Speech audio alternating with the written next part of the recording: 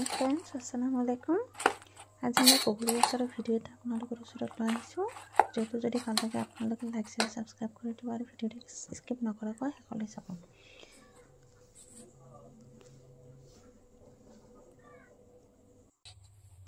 ইয়াত মই শুকান জলকীয়া লৈছোঁ, ধনিয়া লৈছোঁ, জিৰা লৈছোঁ, কেঁচা জলকীয়া সৰু সৰুকৈ কাটি লৈছোঁ, আদা ৰহুন সৰু সৰুকৈ কাটি লৈছোঁ, নিমখ আৰু পাঁচফোৰণ গুড়ি লৈছোঁ আৰু অইলটো মই ভালদৰে গৰম কৰি ঠাণ্ডা কৰি লৈছোঁ আৰু উগুৰি লৈ লৈছোঁ। ইয়াত মই হালধি আৰু ৰেড চিলি পাউডাৰ ইউজ নকৰোঁ, আপোনালোকে ইচ্ছা কৰিলে এড কৰিব পাৰে, একো প্ৰব্লেম নাই। এইখিনি মই এনেকৈ এটা পেষ্ট বনাই লৈছোঁ। বেছি গুড়ি কৰি নেপেলাব, গুড়িৰ ওপৰত অইলটো এড কৰি দিছোঁ। তাৰপিছত মই কেঁচা জলকীয়া, নিমখ, পাঁচফোৰণৰ গুড়ি, আদা ৰহুন এনেকৈ ৰাখিছিলোঁ যে এইটো এড কৰি দি দিছোঁ। তাৰপিছত পেষ্টটো এড কৰিছোঁ।